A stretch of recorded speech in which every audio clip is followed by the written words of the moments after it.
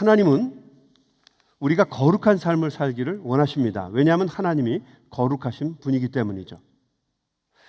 하나님은 거룩하시기 때문에 당신의 자녀인 우리들도 거룩하게 살기를 원하세요. 이 거룩이라고 하는 말의 뜻은 구분되었다는 뜻입니다. separate, split, 나누어졌다는 거예요. 하나님의 영광을 위하여 쓰임 받기에 부족함이 없도록 깨끗하고 정결된 모습으로 구별되었다. 이것이 바로 우리가 얘기하는 거룩입니다. 거룩한 삶을 살기 위해서는 우리가 어떻게 살아야 하는가?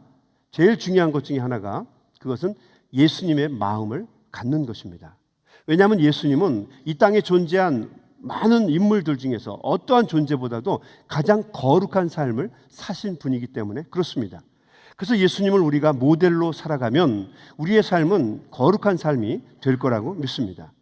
그래서 우리가 예수님의 마음을 갖는 것이 굉장히 중요합니다. 예수님의 마음을 우리가 가지려고 하면 우리가 가지고 있는 마음을 예수님의 마음으로 바꿔야 해요. 예수님의 마음을 받아들이기 위해서는 나를 주장하고 나를 인도하는 마음을 죽여야 합니다. 우리가 이 죽여야 한다는 말을 많이 하죠.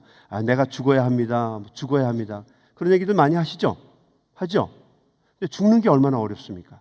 죽는 게 정말 얼마나 어려워요. 우리 성도님들 중에서 불면증 때문에 고생하시는 분들이 참 많아요. 저도 불면증 때문에 고생을 참 많이 했어요. 수면제도 통하지 않더라고요. 그래서 어떻게 하면 좀 잠을 편안하게 잘 수 있을까 고민하고 생각을 하다가 요즘에 좋은 방법을 찾았습니다. 10분 안에 잠들어요. 이게 너무너무 좋은 거예요. 그래서 제가 오늘 여러분들에게 이 비법을 꼭 가르쳐 드려야겠다는 마음을 가지고 사명감을 가지고 여기에 섰습니다. 저는 지금 천기를 누설하고 있는 겁니다.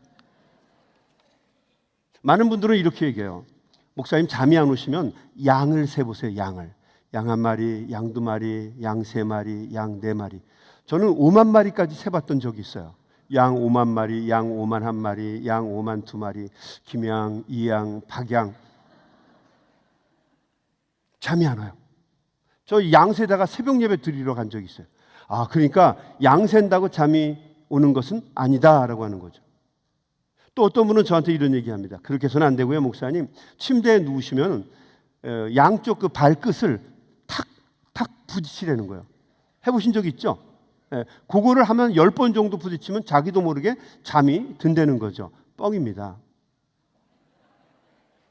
제가 해봤어요. 했는데 저만 못 자는 게 아니라 옆에서 자고 있는 분도 좀 가만히 좀 있어. 못 자는 거예요. 이거 진리가 아니다. 근데 제가 이번에 하는 방법은요, 100% 잡니다. 그러니까 여러분 한번 잘 귀를 세우시고 들어보세요. 오늘 이것만 듣고 가셔도 본전은 뽑는 겁니다. 먼저 손발을 따뜻하게 하고 침대에 누워보세요. 그리고 허리를 쫙 펴신 다음에 심호흡을 한번 하십시오. 그리고 2번 정도 하시면서 숨을 쉬지 말아보세요. 참아보세요. 참아보세요. 한 20초까지는 될 거예요. 그러고 나면 어떻게 되죠? 2번째 또 한번 해보십시오. 한 30초 참아보고 잘 되면 1분까지 참아보고 저는 요즘에 폐활량이 넓어져 가지고요 1분 40초까지 버티더라고요. 대단한 거예요. 해녀가 되려고 그러는지 아무튼 저는 숨을 참습니다. 그러니까 숨을 참다가 이걸 몰아쉬니까요 그냥 이산화탄소가 제 주변에 꽉 차는 거예요. 여러분 사람이요 산소가 가득 차면 잠을 못 잡니다. 그래서 카지노 같은 데 그 호텔에 들어가게 되면 각 방마다 산소를 막 집어넣는 거예요. 그래서 어떤 성도님이 그럽니다. 목사님, 카지노가 많은 곳에 가서 잠을 자면 잠이 그렇게 안 와요. 당연하죠. 왜냐하면 각 방마다 산소를 막 집어넣는 거예요. 그럼 그 사람들이 잠이 안 오면 어떻게 될까요? 내려와서 땡기겠죠. 여러분은 제가 이 하는 얘기를 이 사바세계의 용어들 여러분은 잘 모르실 거예요. 들어보시고 그냥 끄덕끄덕 하시면 돼요. 잠을 못 자니까 내려와서 도박도 하고 뭐 이런 것도 하고 그리고 올라가거나 그럴 겁니다. 산소가 있으면 잠을 못 잔다는 거죠. 그래서 제일 좋은 방법은 그 이산화탄소가 많게 하는 건데 잠을 이렇게 숨을 참았다가 뱉어내면요 그게 다 이산화탄소가 가득 찬 거예요. 이산화탄소가 가득 찹니다. 한 1분 정도 참으면 나중에 어떻게 되냐면요 알딸딸해요. 그래서 하다가 앞이 잘 안 보이면서 조용히 잠들게 됩니다. 목사님, 그러다가 죽는 거 아닙니까? 제가 정확하게 얘기할 수는 없지만 자든지 죽든지 둘 중에 하나는 분명히 합니다. 우리 믿는 사람들의 꿈이 뭡니까? 우리가 자다가 깨어났을 때 주님을 만나는 거잖아요. 그죠? 깨어났을 때 시꺼먼 거 만나면 어렵잖아요. 주님을 만나 화려한 모습으로 온화하게 웃으시는 주님을 만나면 얼마나 기쁘겠습니까? 그러니까 제가 지금 말하는 대로 여러분 해보시면은요, 신선한 아침을 맞이하든지 아니면 주님을 맞이하든지 둘 중에 하나는 분명하게 하게 될 겁니다. 제 얘기가 아니고요, 그 의사 선생님이 해주신 얘기예요. 여러분이 의사 선생님 얘기를 하니까 그냥 끄덕끄덕하는 거예요. 그러니까 그게 공신력입니다. 공신력. 잠을 이렇게 좀 참아 보면은요, 숨을 좀 이렇게 참아 보면 그 숨을 좀 너무 과도하게 참으면 안 돼요. 과도하게 참으면 정말 주님 볼 수 있어요. 근데 사람은 그렇게 쉽게 죽지 않습니다. 내가 숨을 참아도 이 육신이 살기 위해서, 몸이 살기 위해서 저절로 밀어내요. 후 하고 냅니다. 이산화탄소가 가득 차죠. 그래서 한 10번 정도 반복하게 되면 굉장히 잠에 빠질 확률이 높습니다. 저는 자더라고요. 그러니까 여러분 한번 꼭 시도해 보시기를 바랍니다. 아셨죠? 한번 해보세요. 과도하게 참아가지고 이런 문제 일으키지는 마십시오. 이 죽는다는 게 이렇게 쉬운 게 아니에요. 내가 죽어야지. 이 숨 참는 것도 이렇게 어렵지만요, 정말 죽는 건 어렵습니다. 이 못된 성질, 못된 마음, 죽어야 되는데 죽지를 않아요. 내가 죽어야 예수님의 마음을 갖는데 마음은 원인데 육신이 허락을 하지 않는 거죠.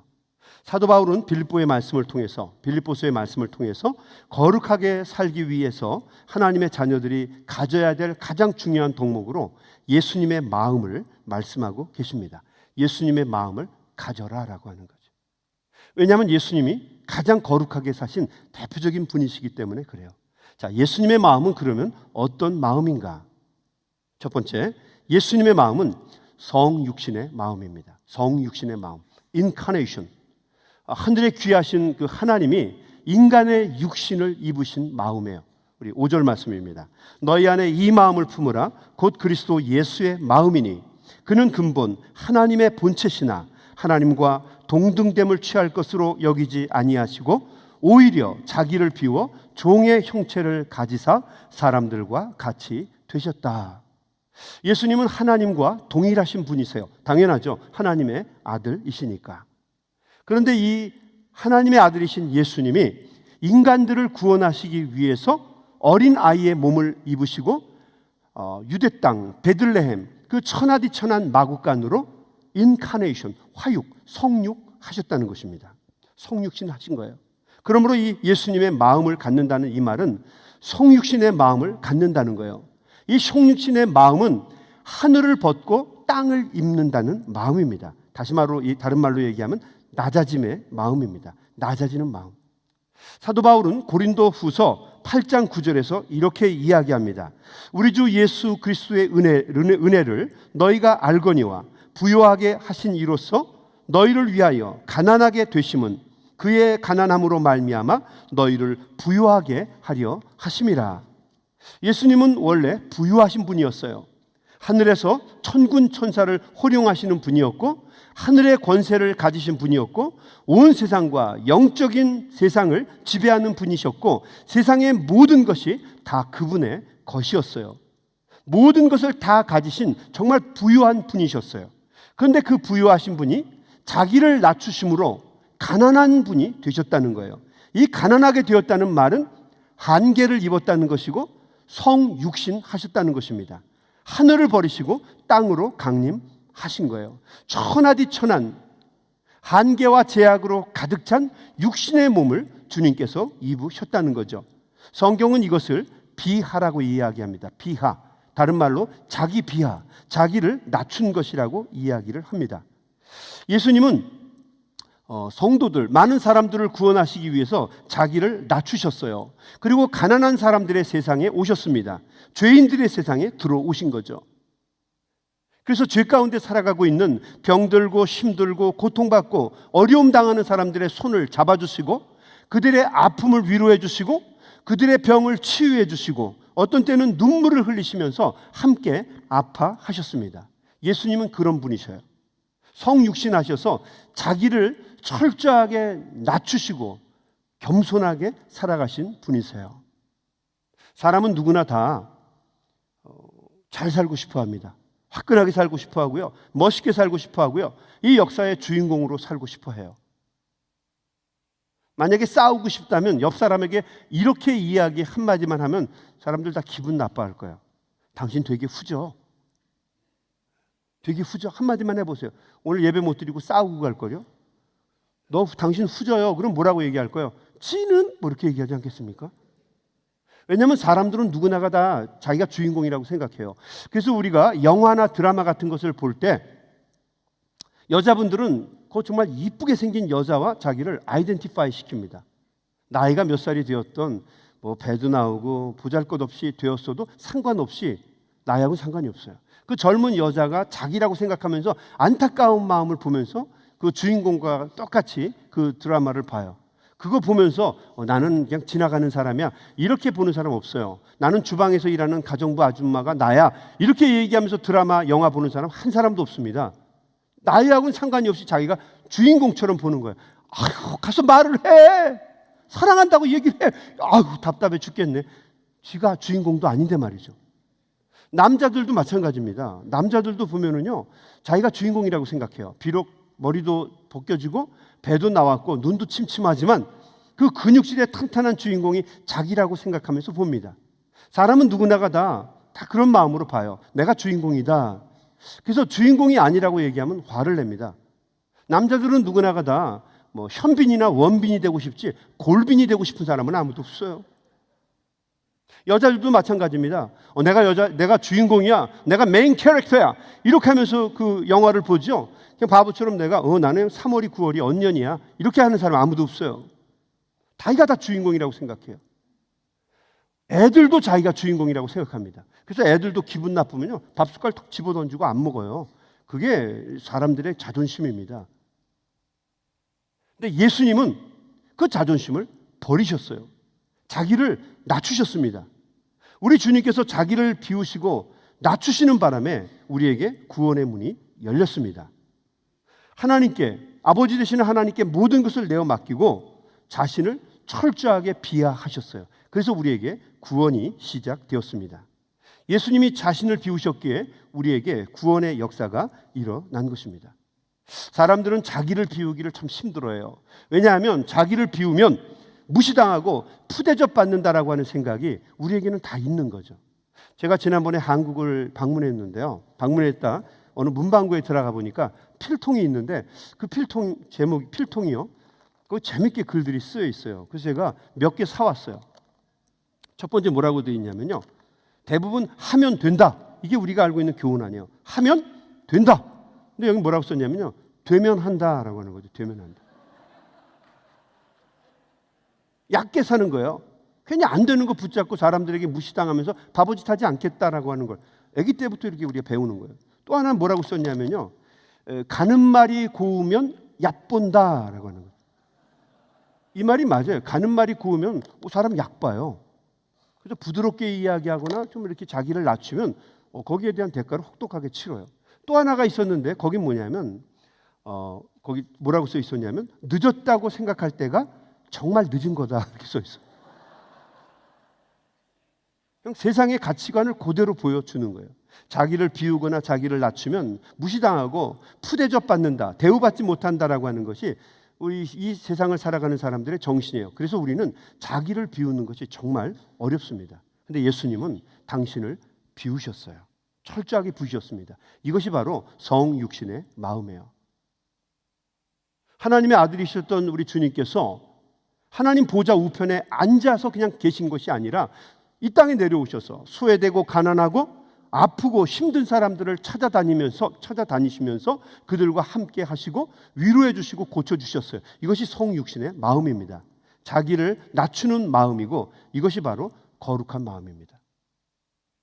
거룩한 삶을 살기 위해서는 그러므로 우리가 어떤 마음을 가져야 합니까? 예수님의 마음을 갖는데 첫 번째 성육신의 마음을 가져야 된다는 거죠. 자기 비하의 마음, 자기를 낮추는 겸손한 마음이 바로 거룩한 삶이다라고 하는 것을 우리가 알아야 합니다. 기독교는 혼자 산속에 들어가서 돌을 닦고 울타리를 치고 뭐 부정한 것이나 잘못된 것은 보지도 않고 만지지도 않고 대화도 섞지 않고 혼자 사는 거 거룩하다고 이야기하지 않습니다. 혼자 깨끗하고 혼자 성결하고 혼자 득도하고 혼자 잘난 거, 교회에서는 그거를 거룩한 사람이라고 이야기하지 않아요. 어떤 사람들은 그냥 한복 쫙 입고 수염 이렇게 기르고 흰머리 쫙 늘어뜨리고 다니면 사람들이 뭔가 움찔해요. 와, 저 사람은 거룩한 사람인가 보다. 그래서 말도 제대로 못 붙여요. 그게 거룩입니까? 제가 얘기해 드릴게요. 그렇게 사는 사람은 거룩한 사람이 아니고 잘난 사람입니다. 잘난 사람. 자, 잘난 사람은 어떻게 살아요? 잘난 맛에 살아요. 잘난 사람 잘난 대로 살고, 그런 거예요. 잘난 사람은 잘난 맛에 사는 겁니다. 그 사람은 거룩한 사람이 아니에요. 우리 기독교에서 말하는 거룩한 사람은 어떤 사람인가? 자기를 낮추어서 연약한 사람들, 병든 사람들, 소외된 사람들, 문제를 만나서 고민하고 있는 사람들, 이런 사람들을 찾아가서 섬기고 세워주는 사람들입니다. 누가 봐주고 안 봐주고 상관 안 합니다. 누가 알아주고 안 알아주고 거기에 상관이 없어요. 우리 주님께서 하신 것처럼 자신을 낮추어서 높은 보좌에서 내려와서 천하디 천한 곳, 부족한 곳에 오셔서 내려가서 끝까지 섬기고 어렵고 힘들고 고난당하는 사람을 도와주는 삶, 이것이 바로 거룩한 삶이라고 하는 거죠. 우리 성도님들 중에서도 보면 어떤 사람은 자기도 변변치 않고 어려운데도 불구하고 항상 자기가 나눌 것이 없는지, 또 만나는 사람들에게 필요한 것이 없는지 묻는 분들이 있어요. 정말 훌륭한 분이에요. 한마디로 거룩한 분입니다. 참 멋있는 분이에요. 우리 한인교회에 그런 성도님들이 많은 것으로 인해서 하나님께 감사와 영광을 돌립니다. 또 반면에 그렇지 않은 사람들도 있어요. 제가 보기에는 돈도 참 많은 분인데 맨날 돈 냄새만 맡는 분들이 있어요. 어디 돈 되는 거 없나? 앉으면 맨날 돈 얘기만 하시는 분들이 있어요. 여러분, 별로 아름답지 못해요. 진짜 아름다운 삶은 무엇입니까? 높은 자리에 내려와서 섬기는 삶이에요. 예수님처럼 성육신의 마음을 가지고 섬기고 나누고 베풀고 고난당하고 어려운 사람들을 위해서 희생하고 헌신하는 삶, 그 삶이 거룩한 삶이라고 하는 거죠. 사도 바울은 고린도후서 8장 1절과 2절에서 마게도니아 교회에 대한 이야기를 해줍니다. 마게도니아 교회는 어떤 교회였는가? 가난한 교회예요. 근데 그냥 가난한 교회가 아니라 극심한 가난이 있는 교회, 극심한 가난이 있는 거예요. 너무너무 가난한 거죠. 그 어려운 가난을 당하는 교회였는데 이 교회가 형제들을 돕는데, 다른 사람을 도와주는 데 있어서는 많은 헌금을 했다는 거예요. 뭐라고 헌금을 했냐면 넘치도록 헌금을 하였도다라고 하는 거죠. 사도 바울이 이 말을 통해서 마게도니아 교회에게 이야기해 주려고 하는 메시지는 무엇입니까? 그 교회가 거룩한 교회다라고 하는 거죠. 자기도 어렵고 힘든데 그럼에도 불구하고 자신을 더 낮추어서 어렵고 힘든 사람들을 돌보고 그들에게 베풀어 주고 나누어 주려고 하는 그 마음을 가진 교회, 그 교회가 거룩한 교회고 그 교회에 있는 성도들이 거룩한 성도들이라는 거죠. 우리 아틀란타 한인교회 성도님들이 성육신의 마음을 가지고 많은 사람들을 섬기고 도와주고 베풀어주는 그런 거룩한 교회, 거룩한 성도님들이 다 되시기를 주님의 이름으로 간절히 축원합니다. 주의 이름으로 축원합니다. 네, 그것이 바로 거룩한 성도들이 살아가는 자세다라고 하는 거죠. 성육신의 마음. 자, 두 번째 예수님의 마음은 무엇인가? 그것은 십자가의 마음입니다. 십자가의 마음. 8절입니다. 사람의 모양으로 나타나사 자기를 낮추시고 죽기까지 복종하셨으니 곧 십자가에 죽으심이라.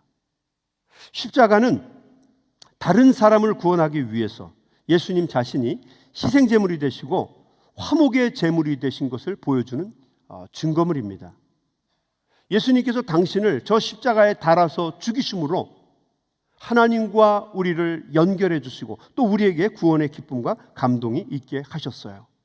십자가의 길은 다른 말로 이야기하면 자기의 유익을 구하지 않는 길입니다.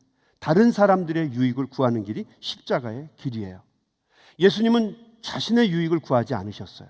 하나님의 유익을 구했고 또 무엇보다도 우리 성도들, 우리 믿는 사람들, 세상 사람들의 유익을 구하는 삶을 사셨어요. 항상 높아지려고만 하는 제자들에게 예수님께서 이렇게 질문하셨어요. 너희는 과연 내가 마시려고 하는 이 잔을 마실 수 있겠느냐? 제자들이 말합니다. 예스! 마시겠습니다. 예수님이 웃으셨죠. 왜냐하면 그 잔은 영광의 잔이 아니고 고난의 잔이었기 때문이에요. 그 십자가의 길은 높아지는 길이 아니고 낮아지는 길이었기 때문이에요. 십자가는 자기의 유익을 구하는 길이 아니고 남의 유익을 구하는 길이었기 때문이에요. 거룩한 삶을 사는 성도들은 어떤 사람들인가? 십자가의 삶을 사는 사람들이에요. 십자가의 마음을 가지고 항상 다른 사람의 유익을 구하고 나와 만나는 사람들을 배려하고 섬기는 사람들, 이것이 바로 거룩하게 사는 사람들의 모습이라는 거죠. 여러분 한번 생각해 보십시오. 자기의 유익을 구하고 자기의 것만 이야기하는 사람을 보면서 그가 아무리 똑똑하다고 한들, 아무리 그가 경우에 바르고 잘 산다 한다고 한들 우리가 그 사람을 보고 거룩하다는 마음을 가질까요? 좀 억울하지만 분하지만 자기에게 만족하지 않지만 그럼에도 불구하고 하나님의 영광을 위해서 살고 다른 사람을 세워주려고 하는 삶을 사는 사람을 볼 때 우리가 그 사람을 뭐라고 얘기합니까? 거룩한 사람이라고 얘기하지 않겠습니까? 저 사람은 참 거룩한 사람이야. 여러분, 거룩한 성도들이 되시길 주의 이름으로 축원합니다. 부딪혀서 싸우면서 그 좋은 방법이 아니에요.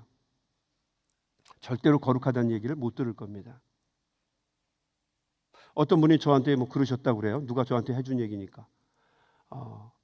그 김세한 목사, 좌파 목사 그랬다는 거죠. 좌파 목사. 여러분 여기 아마 예배 드릴지도 몰라요. 제가 좌파 목사일까요? 근데 생각해 보십시오. 감사하죠. 왜냐하면 그 얘기는 무슨 얘기냐면 좌파에 있는 사람들도 제가 품을 수 있는 그런 조건이 됐다는 얘기예요. 그 우파에 있는 사람이 삐질까요?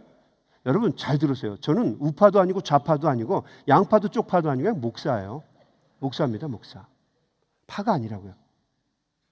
뭐 그거를 그 사람 붙잡고 왜 내가 좌파입니까? 그때는 게 사실입니까? 아닙니까?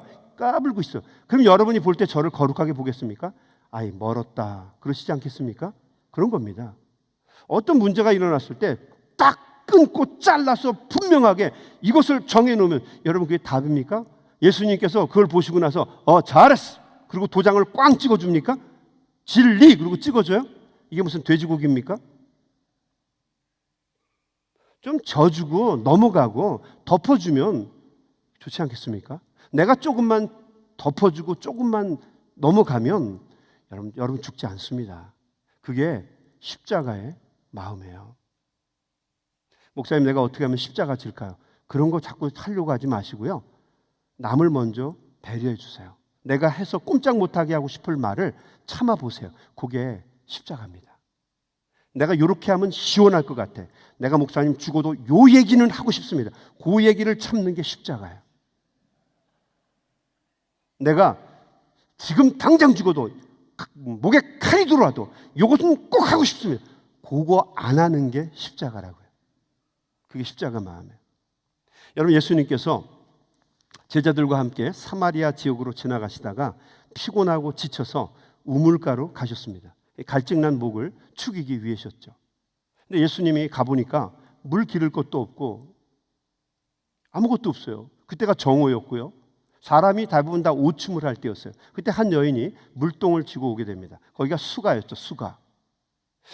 여인이 오는데 그 예수님께서 그 여인을 보고 부탁을 합니다. 나 좀 물을 한 컵만 길러서 나에게 좀 달라라고 부탁을 해요. 근데 예수님께서 그 여인을 보니까 예수님 당신도 굉장히 지금 피곤하고 지쳐서 물이 필요한데 그 여인을 보니까 정말 그 여인이 정말 물이 더 필요한 사람이에요. 그래서 예수님께서는 자신이 목마르고 피곤하다라고 하는 것을 잊어버리고 자신의 유익을 구하는 것보다 먼저 그 여인의 유익을 구하게 됩니다. 그래서 그 여인의 사생활에 관심을 갖게 되고 질문하죠. 너의 남편이 다섯이다 라고 얘기를 합니다. 남편이 다섯이라는 거예요. 지금 살고 있는 사람도 내 남편이 아니다. 왜 이 표현을 했냐면요. 여러분 이 여인이 몸을 파는 여인이 아닙니다. 근데 5번 남자와 결혼해서 살았다는 것은 이 여인의 남자고요. 5번밖에 성경에 나와 있지 않아요. 지금 살고 있는 남자도 아니다라고 얘기한 걸 보면 이 남자는 He's not your husband. 이 말은 무슨 얘기입니까? 다른 사람의 남자라는 거죠. 그러니까 쉽게 얘기하면 이 여자가 남들 다 자는 오침 시간에 왜 물을 기르러 왔는지를 알게 되는 대목이에요. 사람들에게 손가락질을 당하는 거고 사람들에게 비아냥을 받는 여자라고 하는 것을 우리가 알 수가 있죠. 그래서 예수님은 그 여인과의 대화를 통해서 그 여인에게 생수를 공급해 주려고 노력하는 것을 보게 됩니다. 예수님은 자신의 갈증을 해결하는 유익보다는 그 여인의 인생에서 힘들고 어려운 문제를 풀어주는 그 여인의 유익을 구하는 삶을 주님이 택하셨어요. 예수님은 그런 분이세요. 그게 바로 십자가의 마음이고 다른 사람의 유익을 구하는 마음이고 그것이 바로 예수님의 마음입니다.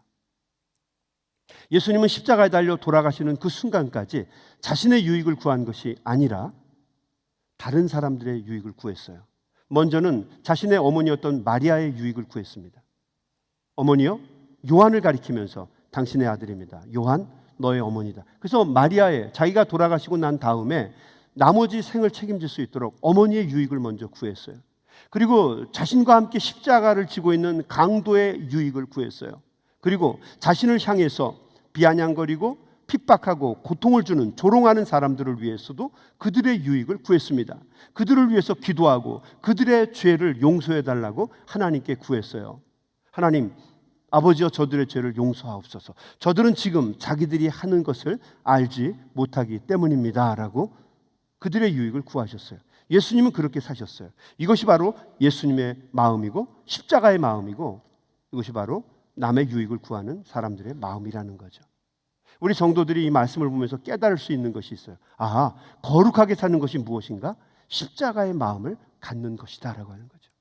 다른 사람들의 유익을 구하고 다른 사람들을 세워주는 것이 바로 그것이 주님께서 원하시는 마음이다라는 것이죠. 거룩한 삶이다라고 하는 것이죠. 고린도전서 10장 24절은 그러므로 우리에게 이렇게 얘기합니다. 누구든지 자기 유익을 구하지 말고 남의 유익을 구하라. 고린도전서 10장 33절은 이렇게 얘기합니다. 나와 같이 모든 일에 모든 사람을 기쁘게 하여 자신의 유익을 구하지 아니하고 많은 사람들의 유익을 구하여 그들로 구원을 받게 하라. 다른 사람들의 유익을 구하여서 그들이 구원을 받을 수 있도록 도와주라. 이것이 바로 십자가의 길이고 주님의 마음이고 이것이 거룩한 성도들이 살아가는 삶의 자세다라고 하는 것입니다. 목회를 하면서 좀 안타까운 것 중에 하나가 우리 성도들이 항상 자기의 유익만을 구하는 거예요. 오직 자기밖에는 관심이 없습니다. 조금만 어떤 것을 하자라고 얘기하면 남을 위해서 희생하자라고 얘기하면 탁 문을 닫아버려요. 지금 우리 교회 얘기하는 게 아니에요. 우리 교회 얘기를 하는 게 아니고 많은 사람들이 이렇다라고 하는 얘기를 하는 거예요. 그 얘기를 듣고 나를 또 찌르는구나 그렇게 생각하시면 안 돼요. 대부분의 성도들의 그 마음이 좁아요. 그래서 나를 위해서 기도하고 내 아들과 내 딸, 내 가족, 내 며느리, 내 일터, 내가 살아가는 그것만을 위해서 기도해요. 바운더리가 요만해요. 소승 기독교, 뭐 이게 있는지 없는지 모르겠지만 조그만 기독교만 붙잡고 살아요. 나라와 민족을 위해서 기도하자고 그러면 그냥 기도가 굉장히 추상적이 돼요. 우리 교회와 주변에 살고 있는 더불어 사는 사람들을 위해서 우리가 뭘 좀 하자 그러면 마음들이 요만해져요. 기도에 굉장히 인색하고 남에게 베푸는 모습이 굉장히 인색한 게 우리 믿는 사람들의 모습이에요. 사람이 너무 좁다 보니까 물론 이 사람들이 그리스도인이 아닌가? 그리스도인 맞아요. 그리스도인 맞고 구원받은 하나님의 자녀인 것도 맞습니다. 그런데 분량의 문제예요. 자기의 유익만을 구하다 보니까 항상 모든 신앙의 삶이 그래요. 그래서 어디를 가든지 항상 시기와 다툼과 분쟁과 싸움이 끊임이 없어요. 늘 이렇게 얘기하시죠. 목사님, 내가 하나님 말씀과 뜻대로 살려고 하는데 왜 내가 가는 곳에는 왜 이렇게 분쟁이 많고 싸움이 많습니까? 왜 세상이 이런 거죠? 왜 교회가 나를 몰아보는 거죠? 왜 사람들이 나에게 왜 이렇게 대하는 거죠? 답은 하나예요. 그분이 구원받은 주님의 자녀인 거 맞아요. 맞아. 분명히 하나님 자녀 맞아요. 그런데 자기의 유익을 구하기 때문에 그렇습니다. 쉽게 얘기하면 아직 어린 신자이기 때문에 그래요. 어린 신자. 아이 신자이기 때문에 그렇습니다. 목사님 40년을 제가 섬겼는데요. 40년을 섬겼어도 아이 신자이기 때문에 그래요. 항상 구하는 모습을 보면 자기의 유익밖에는 구하지 않습니다. 기도하는 것도 열심히 해요. 그래서 기도할 때 막 천사 같습니다. 어떤 때는 막 방언도 구해요. 방언으로 막 기도를 합니다. 그런데 그럼에도 불구하고 그분은 아이 신자예요. 봉사할 때 보면 항상 앞에 서서 열심히 합니다. 찬송을 부를 때도 열심히 불러요. 말씀도 너무너무 잘 듣습니다. 아는 것도 정말 많으세요. 그런데 이상하게 그분은 항상 자기의 유익만을 구해요. 그래서 어떤 것을 하든지 분쟁과 다툼과 시기가 끊임없이 일어난다는 거죠. 자, 그럼 어른 신자는 어떤 것인가? 성숙한 사람들은 어떤 사람들인가? 그 사람들은 예수님처럼 자기를 비우고 자기의 유익을 구하는 사람들이 아니라 예수님처럼 십자가를 지는 사람들이에요. 십자가의 마음을 갖고 살아가는 사람들이 가는 곳은 어떻습니까? 분쟁이 없죠. 그들의 인품 속에서 풍기는 아름다운 모습이 있어요. 그냥 빙그레 한번 웃습니다. 이거 하나로 그냥 조용히 정리가 돼요. 오늘 우리 박 장로님, 우리 형제분이 나와서 찬양을 부르는데 제가 세상 같았으면 정말 전 그랬을 거예요. 앵콜, 앵콜, 앵콜 그랬을 거예요. 너무너무 멋있었어요. 나이가 이제 연세가 들어가는데도 불구하고 두 사람이 화음을 맞춰서 그 찬양을 듣는 거예요. 여러분도 굉장히 뿌듯하고 좋으시죠? 좋으시죠? 여러분, 그것이 역사와 전통입니다. 우리끼리 떼글떼글 뭉쳐가지고 우리 교회의 역사와 전통, 그게 역사와 전통이 아니고요. 남을 배려하고 섬기고 아름답고 온화한 모습으로 내가 십자가를 지는 그 자세, 그것이 바로 역사와 전통이에요. 교회의 자랑거리죠. 여러분, 우리 교회는 이렇게 예수님의 마음을 가지고 십자가 지는 놀라운 역사와 은혜가 있게 되기를 주님의 이름으로 간절히 축원합니다. 남을 배려해주고 남의 유익을 구하는 자세, 이것이 바로 거룩한 성도들의 모습이다라고 하는 거죠. 세 번째, 예수님의 마음은 간구하는 마음입니다. 간구하는 마음. 예수님께서는 십자가에 달려 죽으신 것으로 끝난 게 아니에요. 사흘 후에 부활하셨고 승천하셔서 하나님 보좌 우편에 계셔요. 그러면 예수님께서는 하나님 보좌 우편에 올라가셔서 그냥 편안하게 쉬시다가 우리를 만나실 뿐인가? 그렇지 않아요. 히브리서는 예수님은 우리를 위해서 하늘 우편에서 우리 성도들을 위해서 도구와 중보의 기도를 드리시는 영적인 대제사장이라고 표현하고 있어요. 우리 성도들을 위해서 기도하시는 분, 간구하시는 분, 그분이 우리의 주님이시라는 거죠. 그래서 로마서 8장 34절은 이렇게 이야기합니다. 누가 정죄하리요? 죽으실 뿐 아니라 다시 살아나신 이는 그리스도 예수시니 그는 하나님 우편에 계신 자요 우리를 위하여 간구하시는 자신이라. 이거 놀라운 표현 아닙니까? 예수님께서 하나님 우편에서 우리 성도들을 위해서 기도하시고 간구하신다는 거예요. 저는 이 말이 예전에는 이해가 안 됐어요. 아니, 예수님이, 우리가 예수님께 간구해야지, 우리가 기도해야지. 그래서 우리가 다 기도를 하고 난 다음에 누구의 이름으로 기도해요? 누구의 이름으로? 옆집 아저씨의 이름으로 합니까? 예수님의 이름으로 기도하죠. 예수님의 이름으로 기도하옵나이다. 아니, 이게 정상이지. 아니, 예수님이 우리를 위해서 기도하고 간구해? 그런데요, 제가 아들 둘을 기르다 보니까 이 마음을 제가 알게 되었어요. 너무 사랑하게 되면은 아들을 위해서 기도하게 됩니다. 아들한테 기도하게 되죠. 저 아드님이 왜 그러실까? 여러분, 이런 기도 해보셨죠? 저 따님이 저러시면 안 되는데 왜 따님이 이러실까? 따님, 그러지 마셔요. 해보셨죠? 안 해보신 분이 있으면 여러분, 하나님께 감사하시기 바랍니다. 근데 대부분의 사람들은 다 자식들을 위해서 기도했을 거예요. 우리 남미 신학자 중에서요, 그 책을 냈는데 제가 그 이름을 갑자기 까먹었는데 책 제목이 뭐냐면요, 사람에게 비는 하나님이에요. 사람에게 빕니다. 이 거꾸로 됐어요. 그렇게 살면 안 된다고 비는 거예요. 사도행전에 보면 예루살렘 공회에서 예수님을 증거했다가 유대인들에게 붙잡혀 나와서 성전 문 앞에서 돌에 맞아 죽는 스데반에 대한 기록이 있습니다. 많은 사람들이 돌을 들어서 스데반을 향하여 돌을 던지게 됩니다. 그 돌을 맞을 때, 그 스데반이 순교할 때, 하늘을 향하여 무릎을 꿇고 기도할 때, 성경은 뭐라고 기록되어 있냐면 예수님께서 하나님 보좌 우편에 앉아 있어요. 서서 스데반을 바라보면서 간구하고 있는 내용의 글이 나와요. 이게 얼마나 아름답고 근사하고 정말 감동을 주는 구절인지 몰라요. 성경에는 보면 다 우리가 고백하는 데는 예수님이 하나님 보좌 우편에 앉아 계신 거로 돼 있어요. 우리 사도신경을 고백할 때도 하나님 우편에 누워 계시다가 앉아 계시다가 저리로서 산자와 죽은 자를 심판하러 오시리라 이렇게 돼 있거든요. 근데 그 사도행전에는 뭐라고 기록되어 있냐면 스데반이 순교할 때 예수님께서 하나님 보좌 우편에 서서 안타까움으로 마음으로 보셨다는 거죠. 스데반을 향해서 하나님 저 아들이 믿음을 지킬 수 있도록 지켜주옵소서. 끝까지 견뎌낼 수 있는 능력을 주옵소서. 믿음 바꾸지 않고 끝까지 이겨낼 수 있게 도와주십시오. 간구했다는 거죠. 이 말이 그렇게 은혜가 될 수가 없어요. 제가 예전에 섬기던 교회에 장로님 한 분이 임종을 맞이하게 됐어요. 제가 존경하는 분이고 사랑하는 분이었거든요. 근데 그 장로님이 돌아가시게 됐어요. 딱 숨이 떨어지면 좋겠는데 숨이 안 떨어지는 거예요. 너무너무 고통받으시는 거예요. 의식이 없는 와중 속에서도 얼굴이 그냥 막 찌푸러지면서 힘들어하는 거예요. 저는 정말 우리 성도들의 죽음을 이골라게 많이 봤어요. 너무 많이 봤어요. 옆에서 기도합니다. 하나님, 우리 장로님 도와주세요. 잘 이겨낼 수 있게 도와주세요. 웬만한 거는 습관이 되고 경험을 많이 하게 되면 감동이 없을 텐데 성도들이 자꾸 돌아가실 때는 그렇게 수도 없이 봤는데도 불구하고 마음이 아픈 거예요. 견딜 수가 없는 거예요. 그 장로님의 손을 잡고 얘기합니다. 장로님 이겨내세요. 잘 참으세요. 하나님 나 좀 도와주세요. 하나님 나 좀 도와주세요. 나 좀 붙잡아 주세요. 이렇게 기도하세요. 하나님 나 좀 도와주세요. 하나님 나 좀 도와주세요. 1시간 동안 그 장로님 손을 붙잡고 기도하다 보면 장로님의 기도인지 내 기도인지 구분이 안 돼요.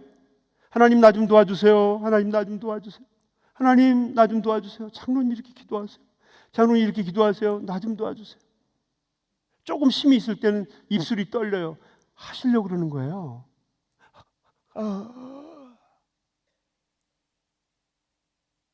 나 좀 도와주세요.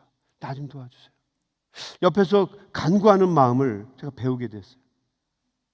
성경은 뭐라고 얘기하는가? 거룩한 마음, 예수님처럼 고난과 어려움을 당하는 사람들을 위해서 기도하고 그들을 위해서 간구하는 마음, 그것이 바로 예수님의 마음이고 그것이 바로 거룩한 성도들의 삶이라고 하는 거죠. 여러분 아들을 위해서 기도해 주십시오. 간구해 주세요. 어렸을 때부터 아들의 손을 잡고 기도하세요. 아들 나 기도해 줄게. 딸을 위해서 기도해 주세요. 딸 내가 기도해 줄게. 우리 성도가 성도를 위해서 기도해 주세요. 지금은 그렇지만 저는 한 1, 2년 정도 더 지나고 나면 우리 교회 곳곳에서 우리 성도들이 서로가 서로를 붙잡고 기도하고 간구하는 모습을 보게 되기를 간절히 소망해요. 아니 그렇게 될 거라고 믿어요. 우리 장로님이 그 어린 신앙을 갖고 있는 사람을 붙잡고 간절한 마음으로 이렇게 믿음으로 기도하는 모습을 볼 때 그게 얼마나 훌륭한지 몰라요.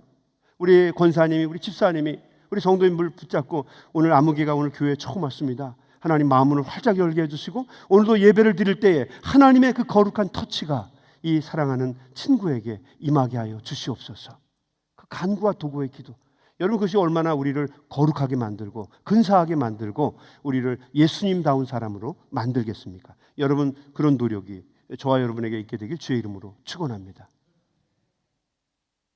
4살 난 아이가 만삭의 몸에 있는 만삭에 있었던 그 엄마에게, 남산만큼 배가 부른 엄마에게 그 엄마의 배를 손으로 얹고 이야기합니다. 엄마, 이 뱃속에 내 동생이 있어요?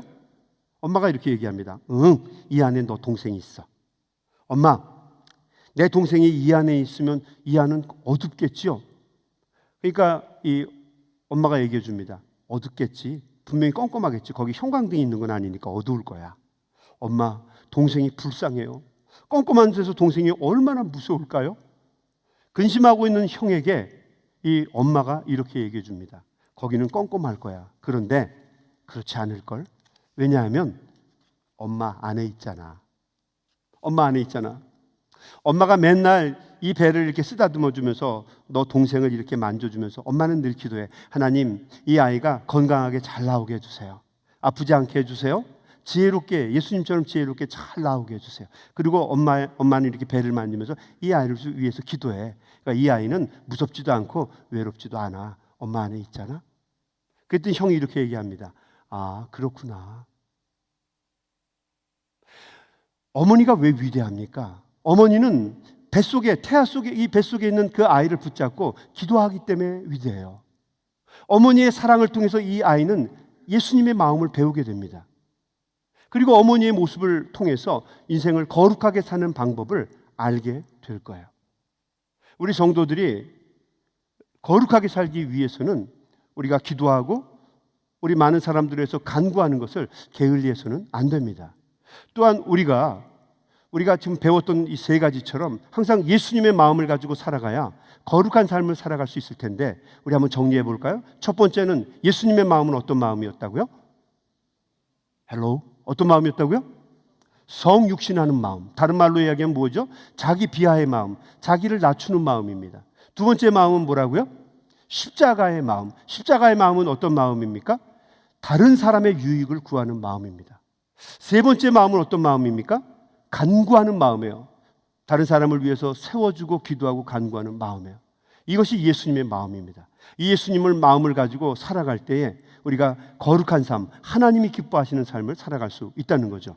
여러분, 2019년도에는 우리 아틀란타 한인교회 성도님들 이 예수님의 마음을 가지고 사셔서 거룩한 모습으로 많은 사람들에게 존경과 사랑도 받으시고 우리 주님에게 착하고 충성된 종아 참 잘하였도다 인정받으시는 하나님의 귀한 거룩한 종들이 다 되시기를 주님의 이름으로 간절히 축원합니다.